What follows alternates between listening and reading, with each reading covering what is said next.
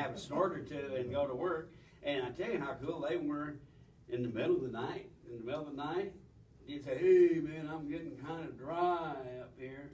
And Gary Steinmetz was the bartender, and he had sent his girlfriend in her nurse's uniform.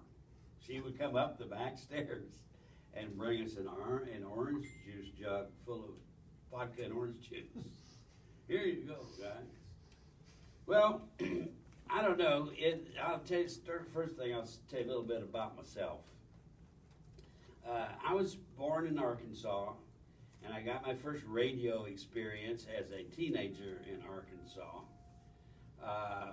My parents had a gospel group, and they had a radio show on Sunday mornings, and I didn't care much about Jesus, but I went in. I liked to go hang out with the guy that was putting the gospel music on the radio, and I would hang out with him, and he'd let me go tear newscasts off the rip and read teletype machine and organize it for him, and I'd do that every Sunday. I'd hang out with the guy, and eventually the guy who owned the radio station's kid was in the same grade as with me, and I talked my way into getting an after-school radio job. And I did that for a couple of years until I got into some juvenile delinquent stuff, and I was ordered to either join the Navy or go to jail. So I joined the Navy. And while I was in the Navy, I also picked up some radio experience. I was on an aircraft carrier. Which one? The Coral Sea. And Coral Sea was out of San Francisco here, and we had a radio station on the ship that when we were out at sea, we would broadcast, and then we had like the Carrier Air Group, which was like about 8 different ships that traveled with us. We would go to Japan and the Philippines and places like that, but we were out at sea. You couldn't get any radio, so we did radio, and we also had a closed circuit television station that would do news, and they would send us movies and stuff like that we could run on the TV station. It was closed circuit. The radio station, I ever had an antenna, and we broadcast to all the other ships in the Carrier Air Group, except when we were in hi, how you doing? When we were in port, in land, they would find a local radio station. They would pipe throughout the whole ship and do all that, because if you tried to run the radio station off the ship, you would interfere with other people's signals. So it was illegal to do that in port. When I got out of the Navy, I hung out. I immediately became a hippie and hung out in San Francisco for a good couple of years, and got married and moved to Texas, and that lasted for about a year, and I ended back up in L.A. And while I was in L.A., I was trying to be an actor, and so I worked in some television and a couple of films and things. But I wasn't getting enough work to support myself, so I had to get a job to provide for myself, so I got a job selling shoes. So I sold shoes for Kenny's and high-end shoes for Joseph Magnum. You know, all these places are out of business now, but, I worked there. And one day I go, man, I'm just getting, if I ever see another stinky foot, man, I'm done, So I said, I need to go get myself together. So I went back to college. I took my VA benefits, and I went back to college, and I brought myself up I took a lot of radio technology courses and learned myself how, because between 1958 and 1968, there was a whole lot of radio technological changes. So I went back to school and brought myself up to date, and then started looking for work. And this was like 73, 74, somewhere around in there. And one day I get up. I'm working at KKUP up to doing a free radio show up there and just trying to do it. I get up one morning and I turn on the radio and I find KFAT. I go, wow. So I sit there and I listen. And I said, wait a minute. These guys are playing music that I really like. So I jumped in my car and I drove down to Gilroy because I was living in San Jose then. I jumped in the car and I drove down to Gilroy and I got to Gilroy and I asked where KFAT was at a gas station here, and the guy sent me to the Mexican radio station. No, this ain't it. So the guys at the Mexican radio station knew what was going on, so they sent me downtown Gilroy there where the radio station was up above. And I went in and I met Larry Yurden and Laura Ellen and Jeremy and Bob, a bunch of guys from Texas. What had happened is when they first started the radio station, they hired a bunch of guys from Texas. And to come down, and these guys had all been working at a radio station in Texas, or helped start a radio station called Coke, K-O-K-E. And it was right at the time when everybody was doing Coke, so it was really, hip and everything. So I came down here and I went to work, and I worked a couple of weekends, or a couple of weekday afternoons, and I was doing Saturday and Sunday mornings. And one Saturday morning, Larry Yurden, who was the program director / general manager, come in to me and he says, "Hey, listen, man, you sound a little tired today. Why don't you go home?"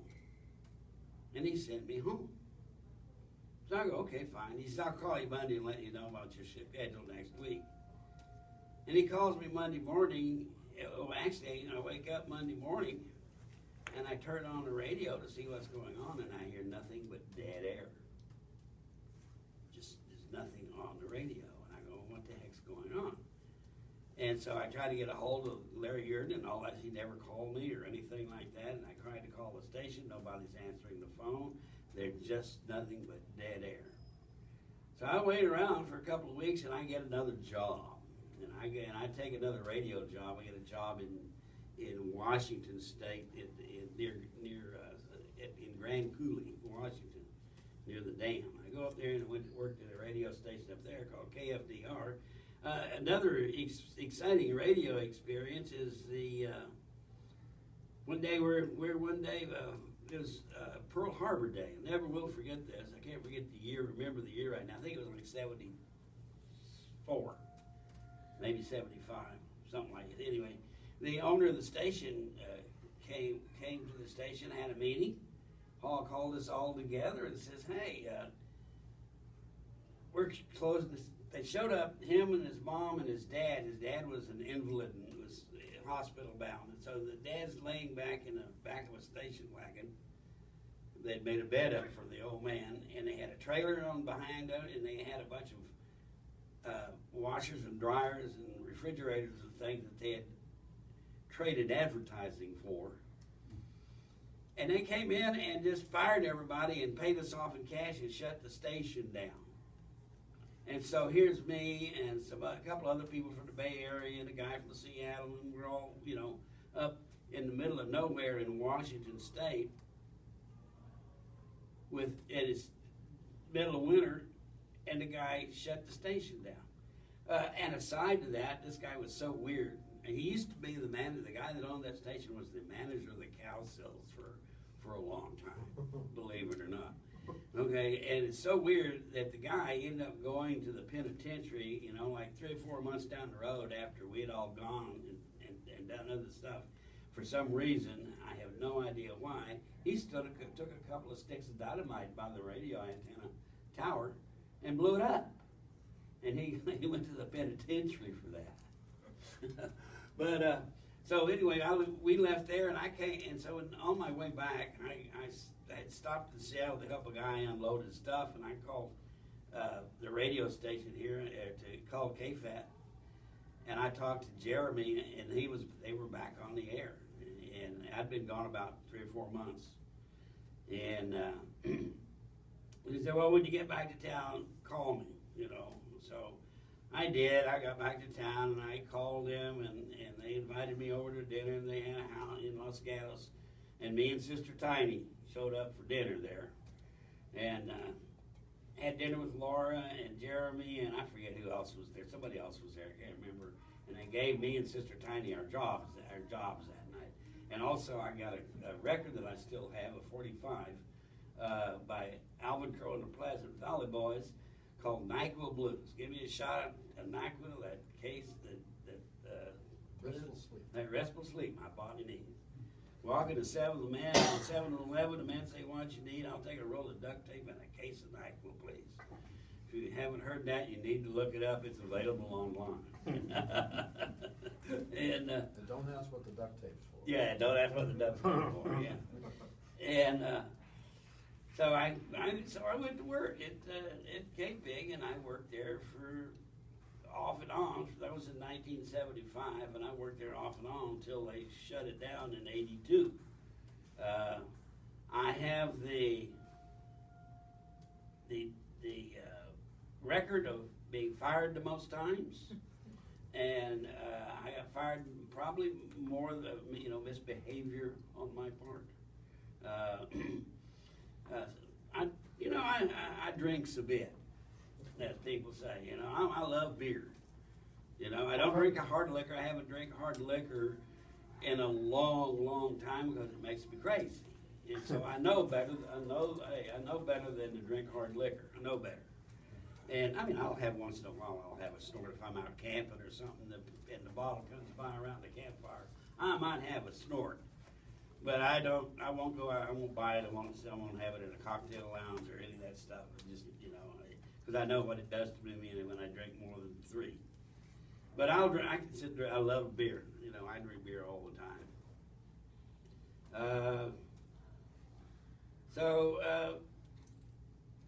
And that's pretty much for how I got hooked up with the KFAT people. Are there any questions so far? What beer do you like? Pardon me? What brand? What brand? What beer do you like? I like Pabst. That's a Navy beer. Yeah, I know. I call it the rockabilly beer. I go to the show as often as I can in Las Vegas. It's called Viva Las Vegas, and they have about 20,000 rockabillys with live music, and it's probably the best party I ever go to.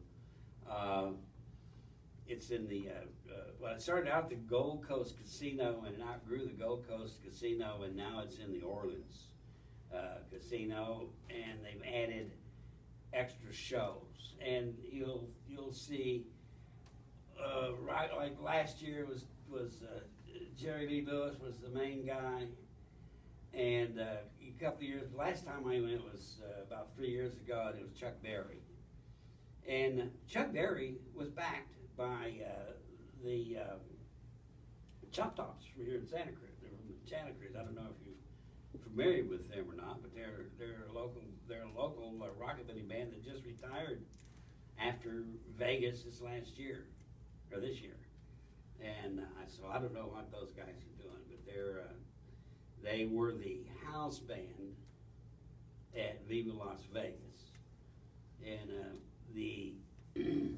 that particular show, I would bet there's, let's say, 20,000 people when they first started out. The first year, me and Terrell Lynn and I went the first year, and there was probably 2,000 or 3,000 people there, and you could get around and see everything. And now it's crazy, and you go there, it's like all the girls look like Betty Page, and all the guys look like Fonzie, only meaner.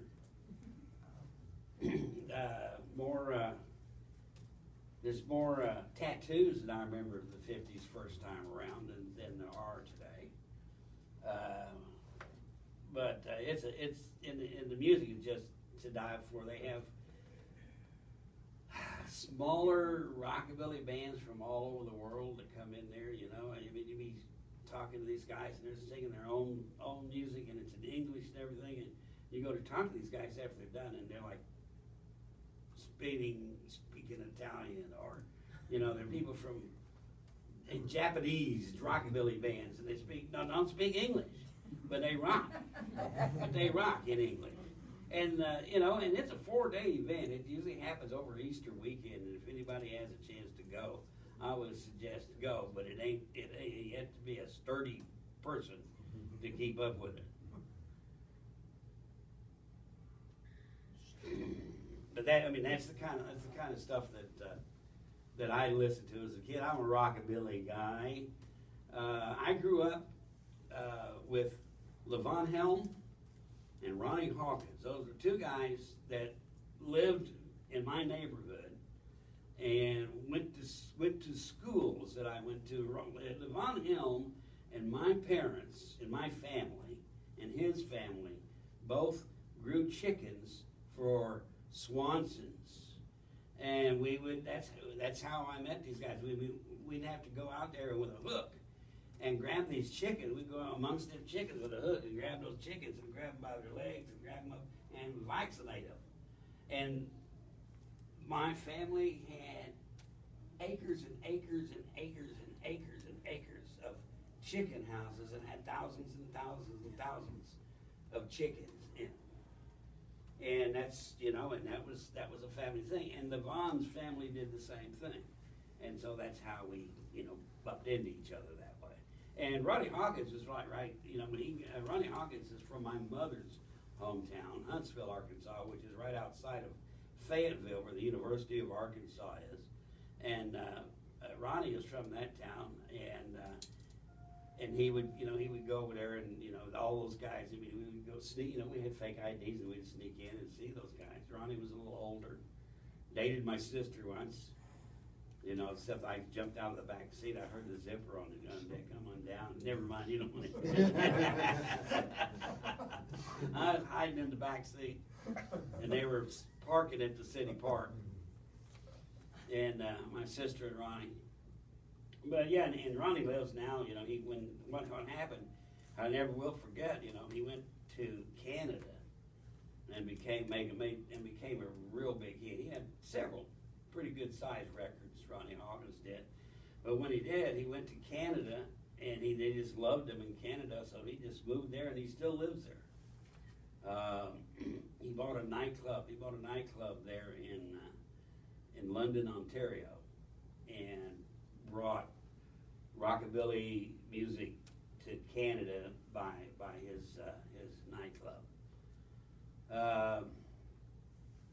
Interesting thing, I was talking to Dave before we came in here, and when I lived here in Gilroy, one of the reasons I got to keep my job here is I moved to Gilroy. I found a house within walking distance of the radio station. And I was on the corner of 7th and Old Gilroy, and it's right across the street from the Portuguese Hall.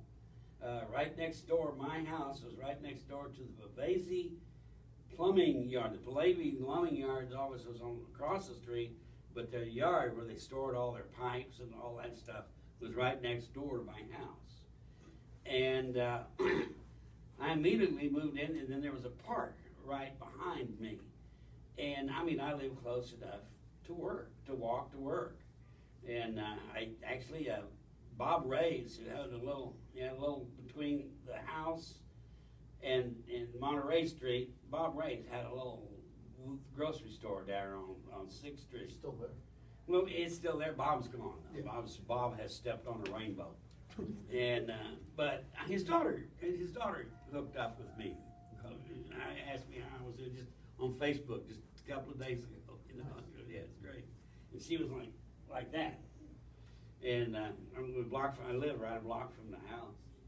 A block from there, the Portuguese Hall was across the street, and the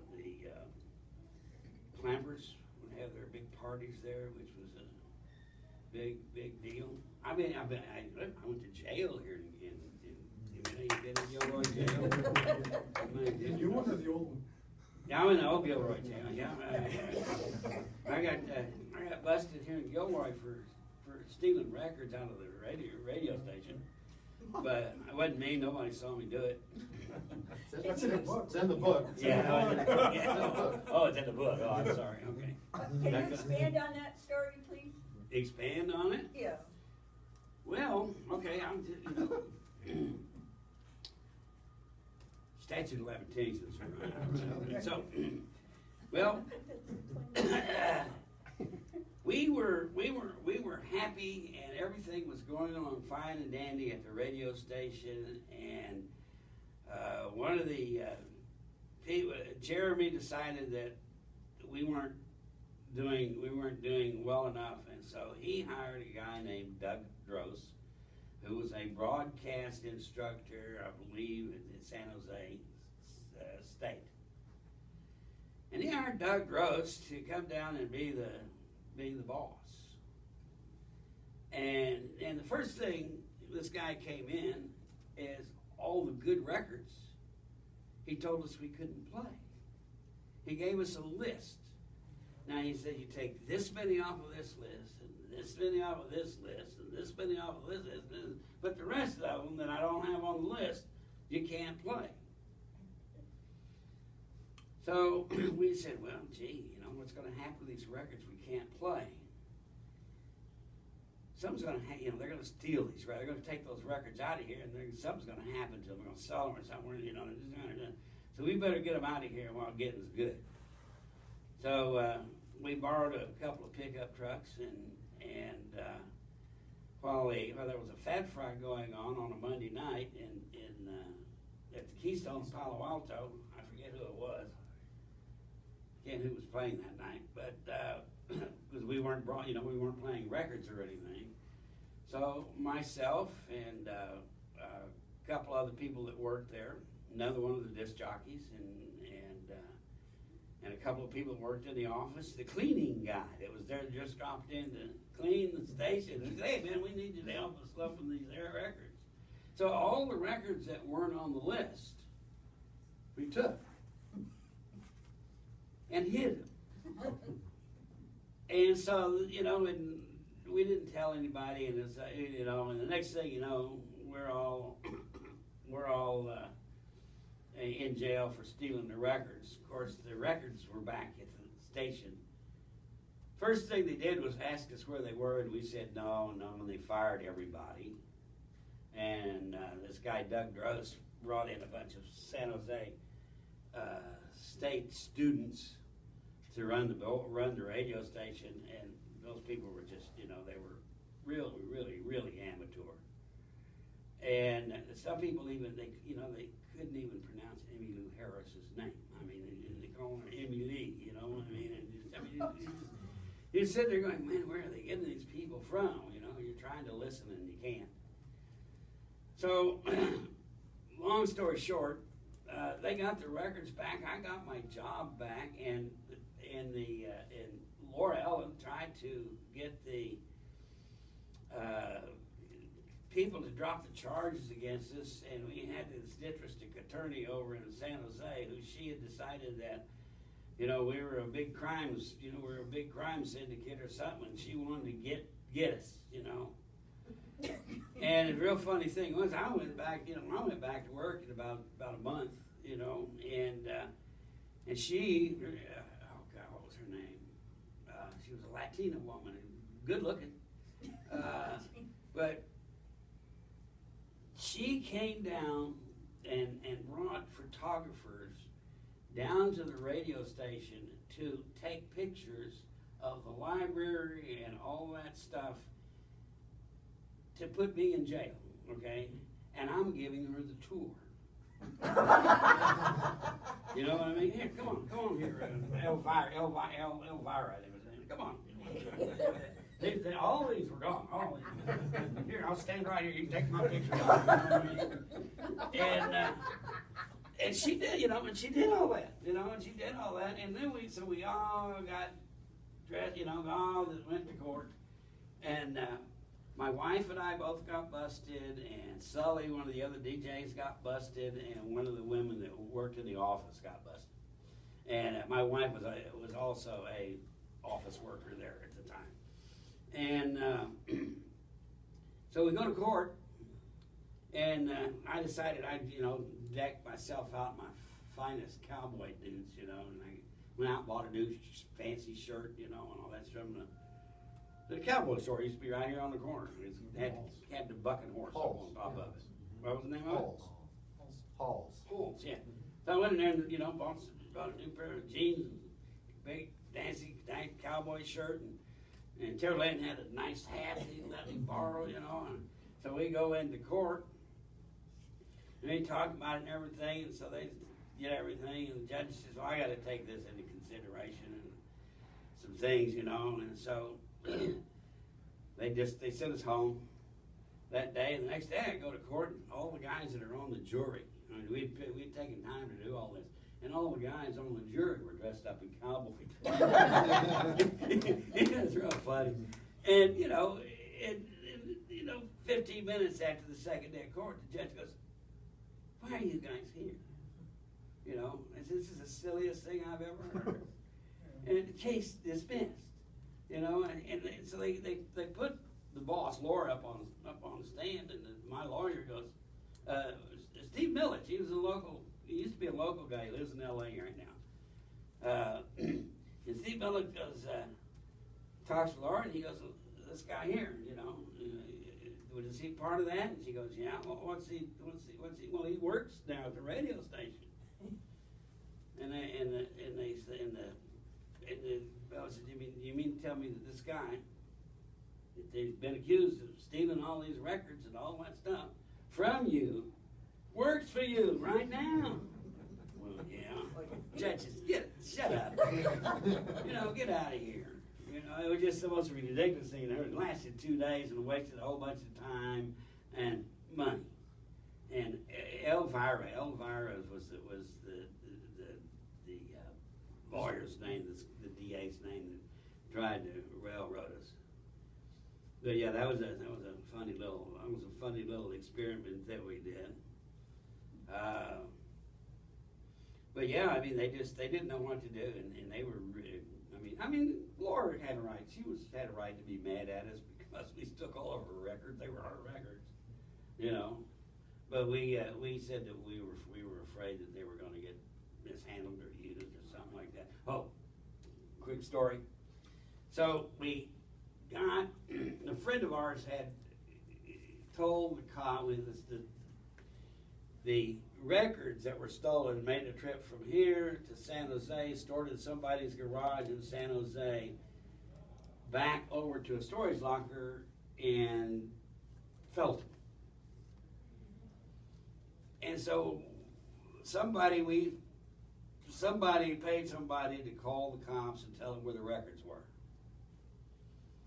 And so the cops go there and they get the people at the storage locker where they were, and they look, oh, that's where they are, but we can't go in there or anything. We got to get all the proper paperwork, all the warrants and all that stuff. But man, you got to keep an eye on these records. So they put a cop on those on the storage locker. So I funny thing. Here comes Ramblin' Jack Elliott. Ramblin' Jack Elliott has a storage locker in that same facility. So him and his agent are come over there to get something out of the storage locker, and they back up in their pickup truck and back up to his storage locker, which was just a couple doors down from the ones we had in. And he had a KFAT T-shirt on, and the cops saw him having that shirt on, and they came over and they jacked him up, and he went, hey man, no. I'm Ramblin' Jack Elliott. No, I don't know if that made it into the book, but it made it into the police reports.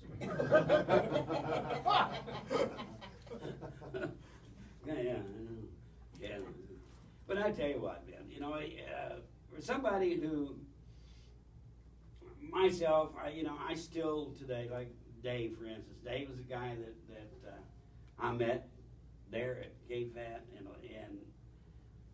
people that I've worked with there, I still count among acquaintances and friends.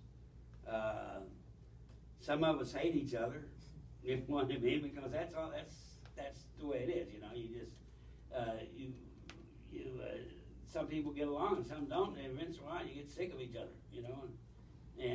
But most of all, when we like a while back, Terrell and Thomas stepped on a rainbow, and we had a big wake party for him, and then a lot of people showed up that I hadn't seen in a long time, and it was really, really nice to see these folks. And some of the folks these days are getting a little old and decrepit. But, you know, that's gonna happen, you know. And first thing I remember though going to work is my first air shift at KPIG. A guy from Austin. He's still on the radio in Austin. He's at KLBJ in Austin. His name was Bobby Aiken, Rockin' Bobby Aiken. And so he brings me out. So he's giving me, walking me through my first shift. And I go in on a night to sit in with him and do some stuff. And the first thing he goes in, he says, "Here, take this." And he hands me a tape box and says, "Sit over in the corner and roll one." So I sit over, and so I sat there and I was his official joint roller all night long. That was my first air shift. Were you any good? Yeah. Oh yeah. Okay. Oh yeah. Oh yeah. That was one of the things that we never had very many problems with the management with weed and beer. Nobody, you know, and they broke all them FCC rules, right? But they broke them all. But you know, let's see, but yeah, they just. I mean, we'd have at our staff meetings, you know, hash brownies and a big old jug of wine.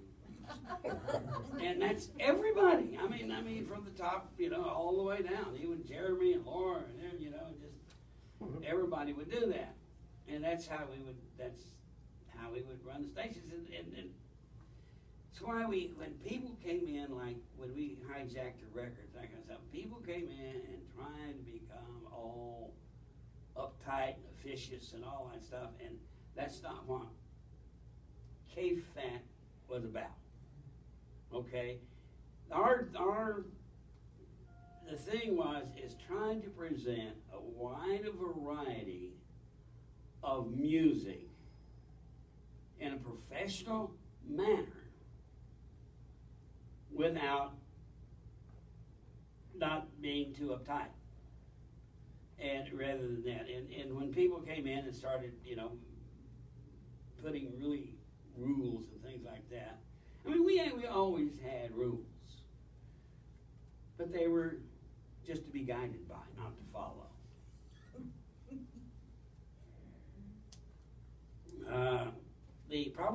One of the best trips that we did is we had up the power of the radio station, you know, up the power, and we were getting into San Francisco, and so we're starting to get phone calls from up there. People were starting to, because we were right on the dial next to KSAN, and a lot of people was, you know, sometimes our signal would bleed over into KSAN, or they'd bleed over, you know, that kind of stuff, and people would discover us. But we decided that we were going to go right after that San Francisco market, so we moved the whole radio station to San Francisco over, I think it was a 3 or 4 day period. And so we started out with Gordy and Terrell Lynn,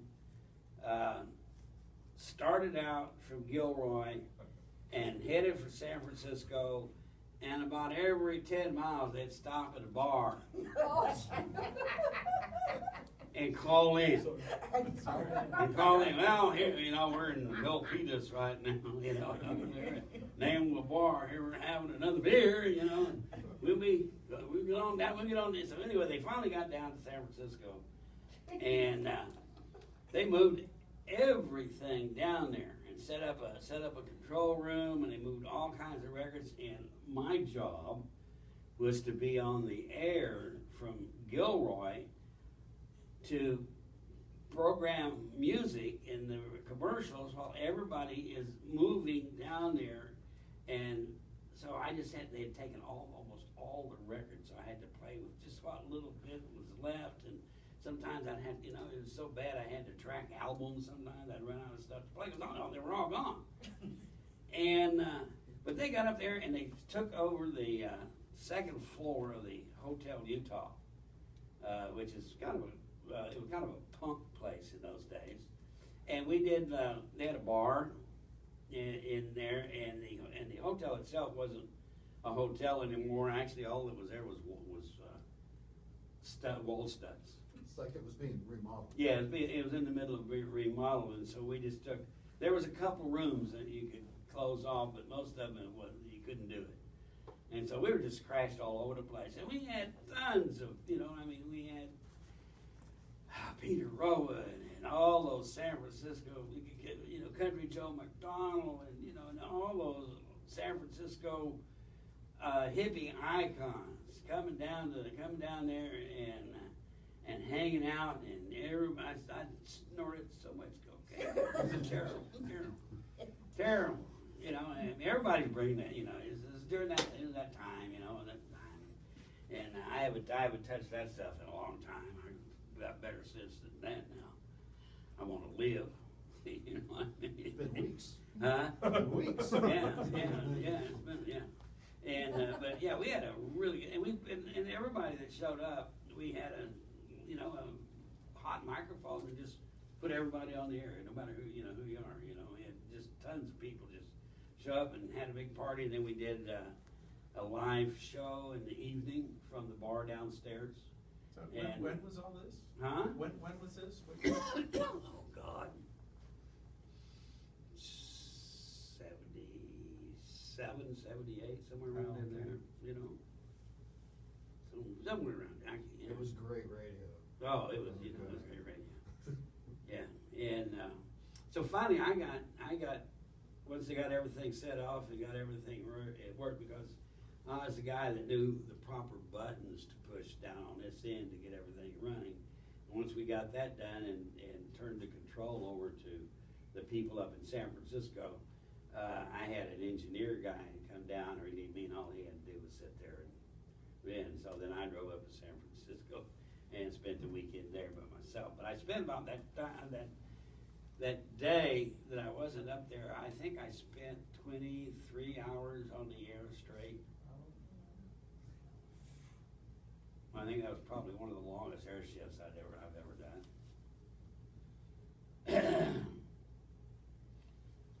Let's see, what else? Anything else? Well, you said you were the one that moved down here. Didn't some of the other DJs live with you from time to time? Oh, God, yeah. Almost everybody I had probably almost all the DJs at one time lived with me at least once, at least for a while. Terry Lynn probably longer than anybody. We had Tiny lived there for a short. Tiny and when she came, and until she found a place, she and her husband she had then, Son. Never mind. Well, okay, this is a good one. One night, me and Son, Tiny's husband, my wife and I had coming back we'd gone to the Vancouver Folk Festival. And we come back into the airport, and we go to the airport, and I go into the lounge, and here's the New Riders of the Purple Sage and Ernest Tubbs band. Now Ernest Tubbs band, Larry Emmons, Buddy Emmons, the steel guitar player, just recently died. His son Larry was Ernest's bass player, and when Ernest came out with it's called Ernest Tubb and Friends, I think. I don't even know if it's available or not, but it was a 2-album set, and Ernest singing with Willie, and Ernest singing with Dolly, and Ernest singing with everybody, right? And so Ernest sent Larry down to bring me the record, and we spent the day, and Ernest was out in the bus. He wasn't feeling good and couldn't come up the stairs, so he sent Larry up there. And Larry and I, because he's an Arkie like me, Buddy Emmons was from Arkansas, and that's where he lived, and that's where his kid grew up. The kid moved to Nashville though. And so anyway, I walk into the the airport lounge waiting for my ride back to Gilroy, and here's the New Riders and Oliver Ernest Tubbs band sitting in the lounge because they had done a show that day with Willie Nelson, right? And so they were all, you know, the New Riders and then Ernest Tubb and then Willie did that show, and these guys were all, and so I'm sitting in there and I go, whoa man, look at you, because you know I've done the New Riders of the Purple Sage for 20 years by then, and so we go in and we sit down and get ready, man, and Larry Emmons sticks his hand in his pocket and he hands me this little paper bag. And he said, "Here you go." Somebody gave me these, and he says, "You know, I don't, you know, I don't want any more of them. You go ahead and take them." So he started opening the bag in here, and I go, "Okay." So I tell you, go home. You know, home, and I mean, it's a whole bag full of black beauties. And so me and Tiny's husband at the time, we decided that we weren't going to eat those. We decided we were going to snort them. So we're taking the little black capsules apart and putting them on the mirror and trying to snort those things, and all it did was burn our nose. But that was, you know, that was one of those just jockey things. Male bonding with male bonding. sunburn. Yeah. And New Riders of the Purple Sage have always they've been real good, been friendly to the station forever.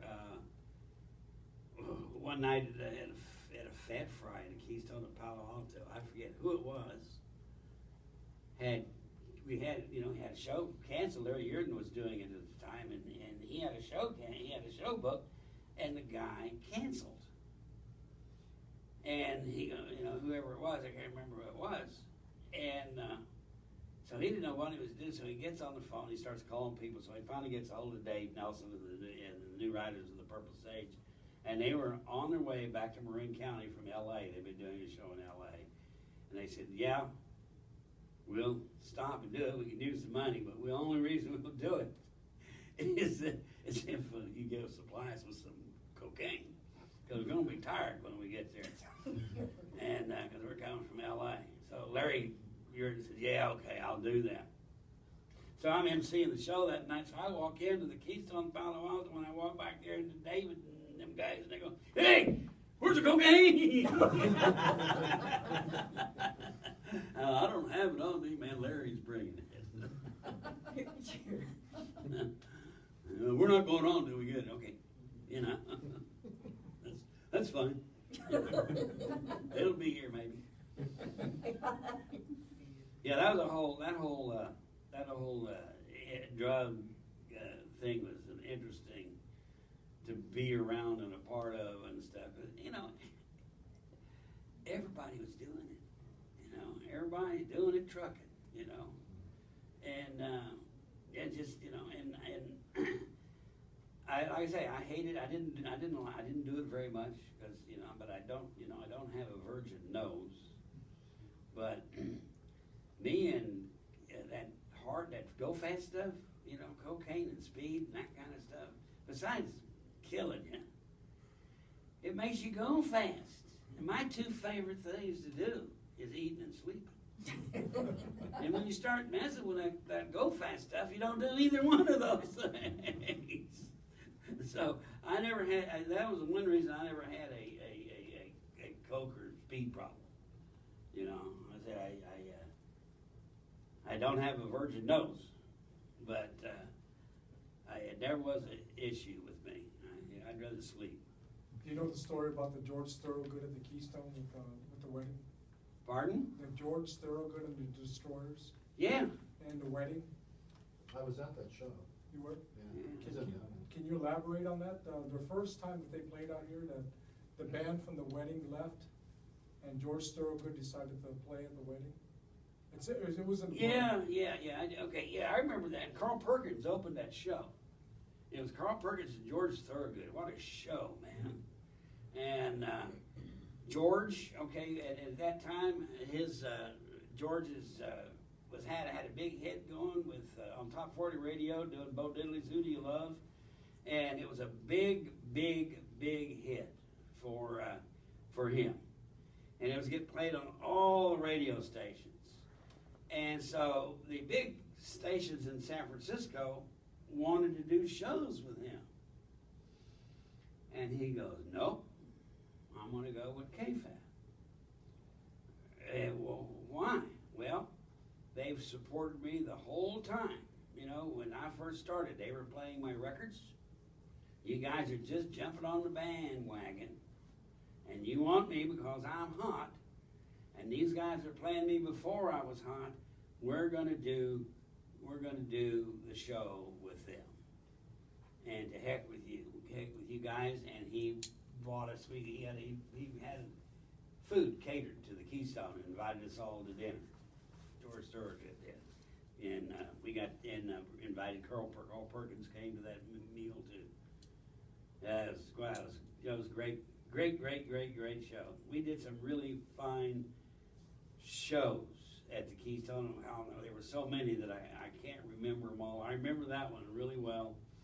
I remember having Robin Williams MC one night when he was just getting started. You know, I mean, he wasn't Mork or any of that stuff. He was just, you know, getting, you know, and I can't remember who the music. I can't remember who the music was that night. But I remember, I got to introduce Robin Williams. And the other thing is that probably one of the most fun I had is Bread and Roses. You guys familiar with that? Those people, that's Bibi Farina and Joan Baez and a bunch of those people. It's a non-profit group that they have, that what they do is bring music into old folks' homes and orphans, just people who won't get out and see or hear that kind of music. And so they used to do a benefit every year at the Oakland Coliseum. Or not the Coliseum, but the Great Theater in Berkeley. And so KFAT carried the acts that would let live. Not all of them would let them carry them live, but we carried a lot of them live. And so we went down and we went down and spent the weekend and went to all the private parties that they were having for them guys and stuff. But my job, besides doing some MC work for the live remote, was to help out backstage to be a gopher for somebody famous. And so my gopher job was Reverend Sarducci. Okay, that was my job, tough as it was. And so, I just got to hang out with him and make sure he had a bottle of water and he, his joints roll, all that stuff. And she decided he wanted to so they had a massage parlor set up for all the acts and everything. And so he said, I want to go have a massage. I'm a little tired. Okay. So I go in there with him, and I'm just sitting around waiting on him. And in that room, getting a massage at the same time, was Hoyt Axton, Sarducci, Hoyt Axton, and Hoyt Axton's steel guitar player. What the hell's his name? God, I can't think of his name right now. But he went on. He was like part of the Birds and one of those guys. I can't think of his name right now. But it was. I mean, listening to Father Sarducci and Hoyt Axton's conversation was a hoot. you just, and they were both, stoned a little bit, everybody it was fun. It was real fun. But that was one of the things they set us up with rooms at the Claremont Hotel, and that night they had a concert.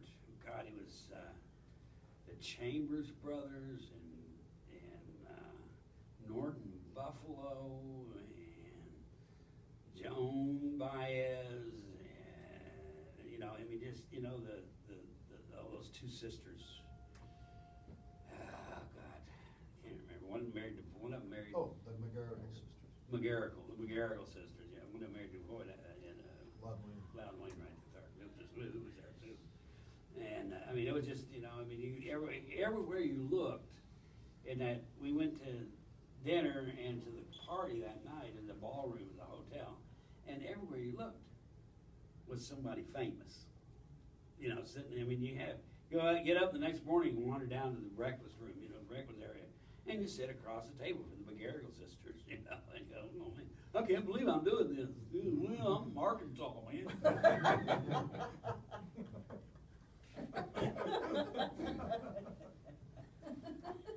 So how many of you people have bought and read the book? You anybody bought and read the book? Yeah. I skimmed it.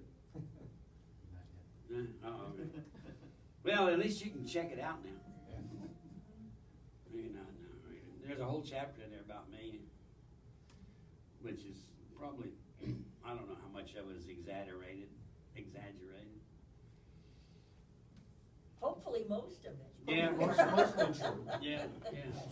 But I never will, coming down to work, down here, walking down to town Gilroy from my house down on the other side of town.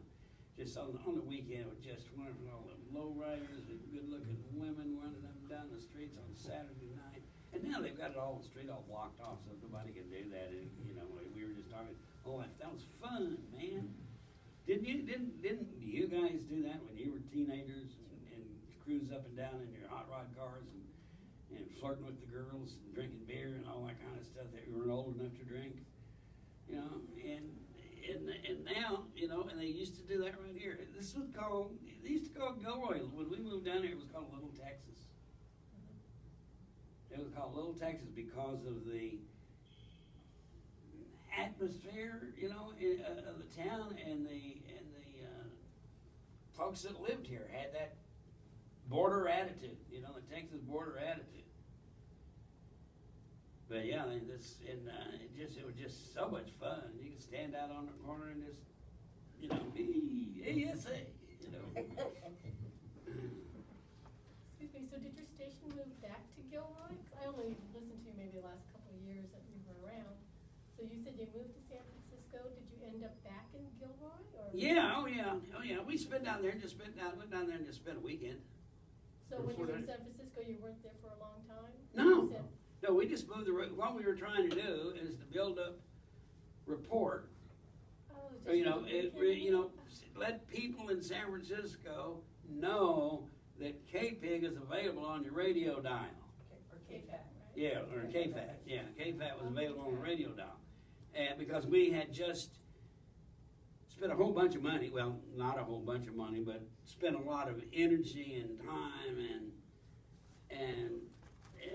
to boost the power to get the signal when in 1975, when I first came here and asked where the radio station was, nobody knew where it was. You couldn't no one had ever heard of this radio station. so Not you reached Gilroy?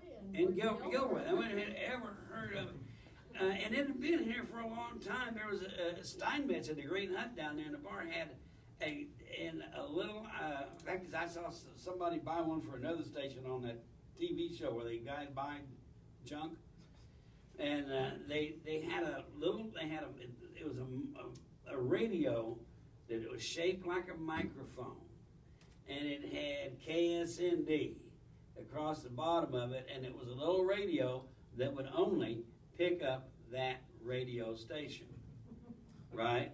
And so and there was somebody who used that as a marketing tool and did that to radio stations all over the country. And so that's what it was.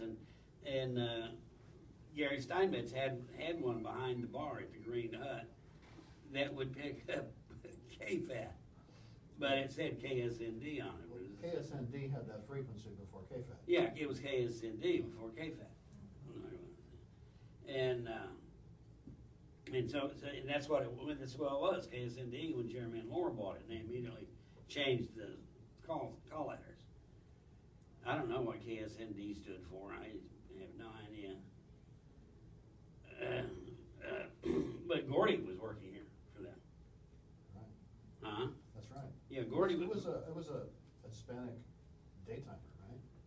I was a Hispanic daytime, and That's what my memory tells me. And then Laura and Jeremy, when they first took it over, would do KFAT stuff in the evening. yeah. And then they got it. They Yeah, finished the everything where they transaction can and take a changed charge. all They can that. take charge. Yeah, boy, I tell you, you guys are just too much. Any questions, Yeah, suggestions? this is an aside from the KFAT world. Were you in Deadwood? Yeah, What did you play? I was the town dentist. I have watched it looking for you, and I can't find you. Now granted, I think your beard's probably a lot bigger. Yeah, I had a beard. and everything. All right. I had some photographs from there that I. Oh, no doubt. No, I mean, I can- I just haven't found it, so. Yeah, well, I didn't get a whole bunch of time. Right. I was just in there seconds. You know, if you have the DVD from there on the promotional stuff, I'm all over the promotional stuff, and they used me a lot when they did the magazine shoots. They used me a lot in the magazine shoots, in the background, in background pictures and things like that. But as far as a whole lot of FaceTime, I didn't get a whole bunch of FaceTime. I got a whole lot of time working there, and the biggest shot that I'm in is getting me from the back. You know what I mean? It's like, I'm the town dentist, and I got my hands in some guy's mouth, and they're shooting me from the back. Yeah, it's just funny. But yeah, like I said, I spent some time in L.A. doing that stuff. Operation Petticoat. Anybody seen that movie? It was about a submarine. Well, it was also a TV series, and I was in that. And God, Ernest was in. Ernest P. Worrell was in. Ernest was in that, and all kind of stuff. And I was in that a lot more. But what happened? They only did 2 episodes.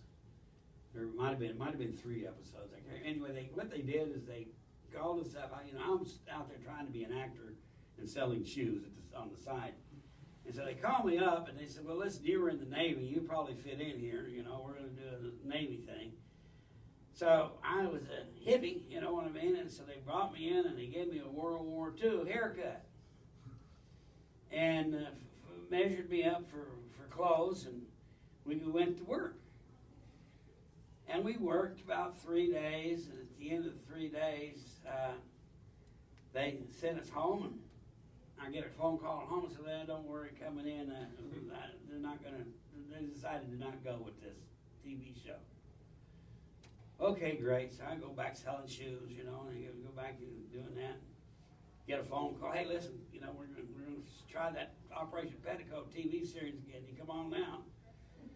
So I go, okay, great. So I go on down there, and we work a couple more days, and I get a phone call going, nah. And it was what they did is the first time it was Tony Curtis's daughter, Jamie Lee. Jamie Lee Curtis was the star of the TV series. And so we did that. So we did 3 days worth of shooting, got an episode in. And they decided they didn't like that, so they called us and canceled and decided they're not going to do it and told us not to come to work. So the next time we go back, and they called us and come to work, we go to work, and everybody's different except Jamie Lee Curtis. They had fired everybody else except her. And they had brought us low-level sailors back, you know, we were just playing sailors on board the thing. And we did a couple more episodes, and it's never been on TV. I've tried to find it on YouTube, you know what I mean? It just disappeared. And another TV show is I worked with Bob Denver on after Gilligan's Island. He did a series called The Good Guys, and he played a cab driver. And Herb Edelman was a guy that owned the diner in the series that where all the cab drivers hung out. It was a cab stop right outside the window and all the can. And I would go to work, and they'd give me a cap that looked like a yellow cab cap, and I would go in and sit down at the counter and have a cup of coffee and get up and leave. You know, and that was my job in that series. But it only lasted one season. You know, 13 episodes. Everybody lasted 2, but I only lasted about maybe, you know, about half of them.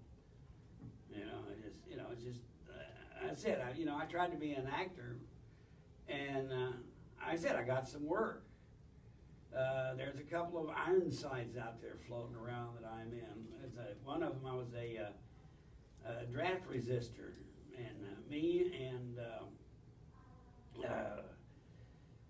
the kid from Bob Cummings show, Hickman.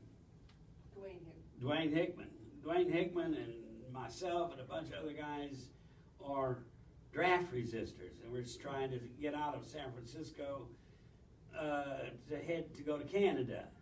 And somebody murders one of us. There's a group of us going, and somebody murders one of us. And and I'm just one of the guys along. You know what I mean? But it was okay. As I said, I tried to make a living that way, and I ended up selling more shoes than I did acting jobs. And I had some really good shoe jobs. I worked for a company called Joseph Magnum, which used to be out of San Mateo in San Francisco. And I managed a store for them in Beverly Hills, and I managed a store for them in Palm Springs. And those were days when I wore suits and ties all the time, Except in Palm Springs, I didn't wear suits and ties there. I had to dress my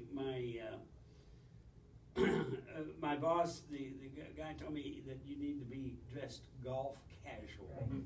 That was your wardrobe to work in Palm Springs.